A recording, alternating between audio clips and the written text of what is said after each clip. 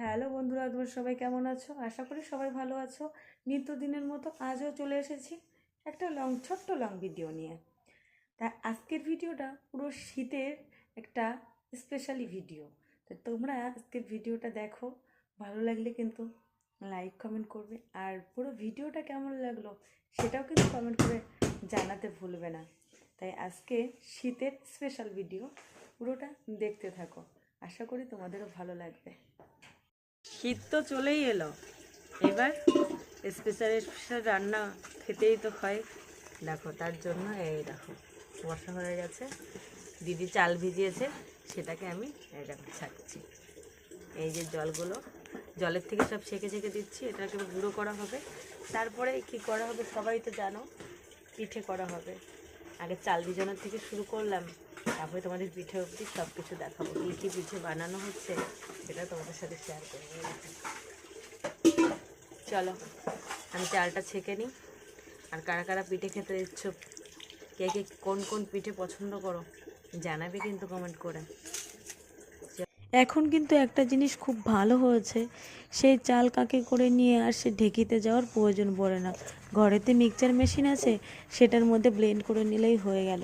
চাল গুঁড়ো হয়ে গেছে, দিদি সেগুলো চেলে নিচ্ছে, আর এদিকে কিন্তু নারকেল কোড়ানো কমপ্লিট হয়ে গেছে। সব কিছু এই সুবিধাটা অনেক ভালো হয়েছে। এই দেখো মিক্সচার মেশিনে সব মিক্সচার করে নিয়েছে, ঘরে বসে চালের গুঁড়ো কমপ্লিট। আর সেটাই দেখো রেডি সেডি করে নিয়ে বসে পড়েছে শীতের মধ্যেই একদম অন্যের পাশে। গরম গরম দেখো সব কিছু ছড়িয়ে ছিটিয়ে সব মানে হাতের কাছে লাগে, সব কিছু নিয়ে বসে পড়েছে সাথে। এবার আমরাও একটু উনুনের পাশ ফাঁকা হয়েছে, আমরাও বসে পড়লাম। দেবায়ন আর আমি একটু বসে পড়লাম, যে গরমের শীতের মধ্যে না উনুনের পাশে শীতে পিঠে বানানোর সময় উনুনের পাশে বসার মজাটাই যেন অন্যরকম। তাই আমরা একটু বসে একটু মজা নিয়ে নিলাম। আর এখানে কিন্তু দিদি আবার ক্ষীর বানাচ্ছে, আর ওই পাশে দুধ জ্বালাচ্ছে, যে দুধটার মধ্যে পিঠে ভেজানো হবে। আর এই পাশে ক্ষীরটা বানানো হচ্ছে, যেটা পুর হিসাবে ব্যবহার করা হবে, সেটাই দিদি এদিকে গ্যাসের মধ্যে কমপ্লিট করে নিচ্ছে। আর দেখো এই জায়গায় হয়ে গেছে, এটা কিন্তু তোমাদের পুরো রেডি হয়ে গেছে, সেটাই তোমাদের সাথে শেয়ার করছি। এইটা আমরা পাটিসাপটা বলি, তোমরা কি পিঠে বলো তোমরা কিন্তু সেটা জানাবে। একটা পাটিসাপটা, এটা সাজের পিঠে, আর একটা হচ্ছে তেলের পিঠে। এই 3 রকমের পিঠে হয়েছে। আরেকটা হচ্ছে দুধে ভিজিয়ে রেখেছে, ওই মানে যেটা সাজের পিঠে ওটাই কিছুটা শুকনো আর কিছুটা দুধে ভেজানো হয়েছে। খেতে কিন্তু বেশ ভালোই লাগছিলো, শীতের মধ্যে পিঠে খেতে দারুণ লাগে। আর কে কে এরকম পিঠে পছন্দ করো তোমরা কিন্তু জানাবে।